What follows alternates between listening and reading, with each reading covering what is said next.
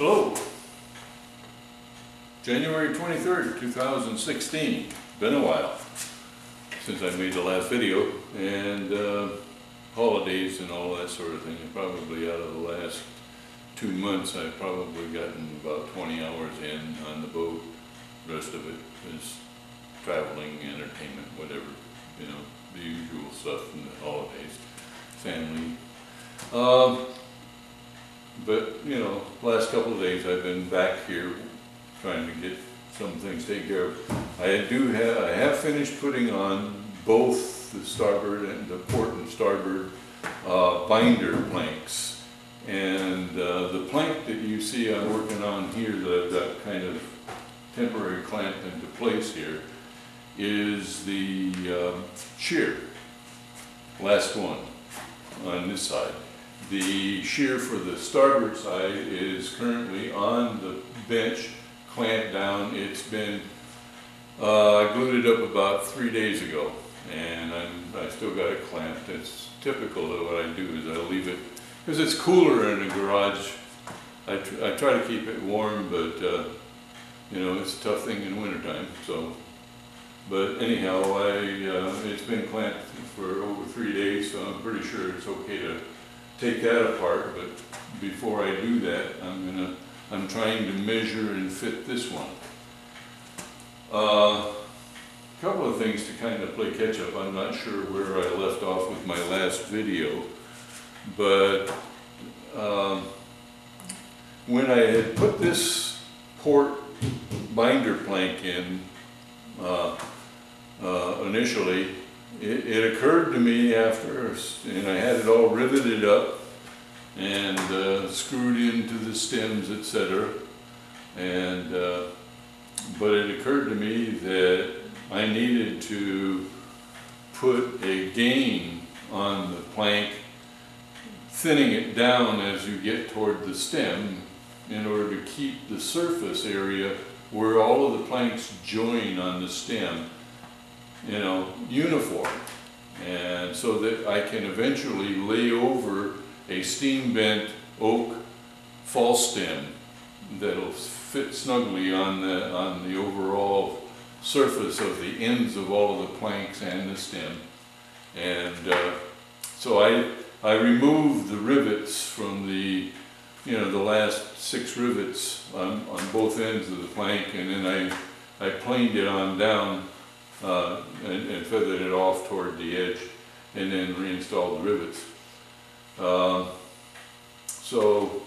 then I've basically done the same thing now on the starboard side. So both of them are in fairly good shape as far as that goes. You know, even though we've had a lot of struggles getting all of this stuff done, I still feel like it's coming together and we're looking fairly good. As you can see, this is the rough plank that exists as a result of putting the scarf joints in. And the difference with the shear plank and the other planks, by the way, is kind of interesting to note. That the scarf joint I put on here for the garboard, and the 2 broads that are here and here, and you stagger these, by the way, so that you don't put undue stress in one scene. And you know, those are all tilted. You know, from the perspective of the centerpiece, they're tilted up by 6 degrees. And in other words, you'll see the grain going this way here, and then there's a slight turn up. And the same thing here. It's turned up 6 degrees. The binder plank I was able to put on with no need for that to happen. It lays uniform all the way across from stem to stem. And I mean, it required obviously tuning up and beveling properly, but I didn't have to put any scarf joints in to account for the dive caused by the frame curvatures. The shear plank, on the other hand, has just the reverse situation. It turns out, and I did this all by putting up initially I put in plywood battens in here to try to determine. I put in an 11-inch center batten and an 8-inch wide end battens, and to determine what I needed to do to get coverage. And it turns out that the bevel on the shear plank is the opposite direction. It goes down in order to make it cover and swing in, join up with the bevel on this one. So, but having said that, this particular location here, right about where the scarf joint is where frame 2 is. And the width of the plank width I need here to go from the shear elevation to the level of the bevel that's in here is 7 3/4 inches. And this plank is only 7 7/8 inches. So that's 1/8 of an inch. And you know, I've got to cover, I've got to make sure that I get this top edge of this plank to at least cover the knuckle on that, and the bottom edge to cover the shear location. And what I've been doing to get there is, and before I put the plank on, I clamped the support cleats on here, on the support temporary struts here, and I fussed with balancing them this way and this way, because obviously when you try to drop it down to cover the bottom shear on that particular thing, and this one here hasn't been changed, it'll tend to, this will become the focal point, and it'll not raise the back end of this. So I've got it now where it's pretty much coverage. Yeah, I can swing and clamp the plank up against the various frames and at the ends, and I get the coverage I need. But now I need to make sure that I have to remove the wood that's on the above where the bevel is going to be. This top edge of this batten is synonymous with the knuckle on the bevel for this binder plank. So the deal is I'll be cutting along that line and then get it, fine tune it, take it off, fuss with it, and then eventually put in a quarter round when I get it where I need to round it off. And then I'll work on getting the bottom edge of it, which is the actual shear of the boat. And I want to make sure that that's, nice and sheer and good. So, but when I'm done with this and getting the other one on, which I'm assuming, I'm targeting that I'm going to try to get both planks on within the next couple of weeks. And but things happen. I think next week we've got some social engagements coming up and stuff like that. So that has a tendency to get in the way of this stuff. Not that I object to it, but it's good. So we're looking at probably say the end of February, early March, to get this to the point where the hull is basically done, and then I have to put the false stems on, which is a 1/2 inch thick by 2 inch wide plank of oak that'll be steam bent, and I have to surface it, so create a nice smooth flat surface that this thing will lay on, and I can glue it and screw it down into the stems, and then when I'm done with that, then I'm out looking at putting some oak strips along the bottom here to protect the bottom from when they beach the boat, keep it from getting all scarred up, etc., and worn out. Just act as a wear strip. And then I have to also, after I get the false stems on, I have to put this, this is basically the painter connection thing, and it'll go in about,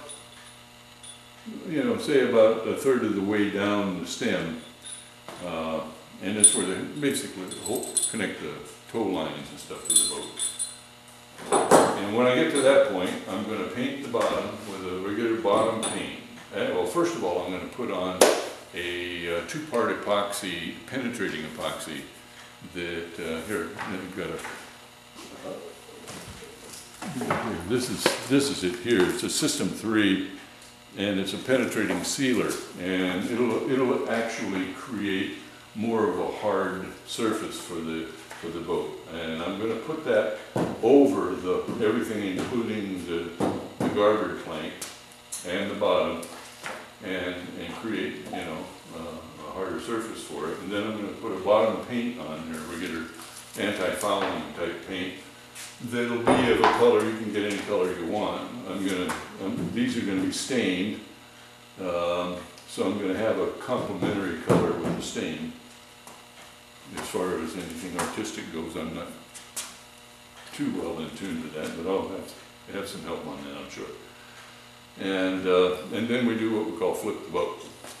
And effectively what I'm going to do is put two frames over the top of the boat with 4x4 supports and, you know, 2x10 cross pieces and stuff like that. And put some come-alongs, nylon strap come-alongs, drop it under there, and then lift it up off of the temporary floor supports that you see, and get those out of the way. And then while it's still in the slings, I can rotate the boat inside the nylon slings, and from what I have heard of other people that have done this, it works pretty well. I will have some help standing by while I'm doing it, by the way. And they're not standing by actively participating. Might cost me a case of beer, so who knows. Anyhow, that's kind of where it's at the moment. I'm getting kind of excited about getting to the point where I can start working on the inside. There's a lot of work to be done with putting in the breast hooks and the thwarts, and there are these braces, these markers here you see with the paint, with the tape here, are locations where there's on the inside there's going to be a 1 inch wide by ½ inch thick piece of oak strip that has to go on the inside as a brace, and it'll be riveted along these lines and at each one of those locations. So that's another thing I have to go ahead and start preparing those, and I have to actually cut the planks, the oak planks for and plane them down for the false stems that are going to go on. And then, there's going to be I'm looking at oars and oar locks and hardware and stuff like that. I'm looking at small trailers for boats like this, and so it's an interesting. I'm thinking probably mid to late summer should be ready. Based on what I'm seeing so far, we'll get good weather coming up, a lot of better working conditions. I can even work outside to some extent, move it outside and do some work on it. And all of the epoxies and the paints and all of that stuff will cure better when the weather gets better. So that's it for now. I'll probably do another one when I get to where all of the shear planks are done, and kind of give you a status report on how I'm coming with the false stems and things. That's it for now.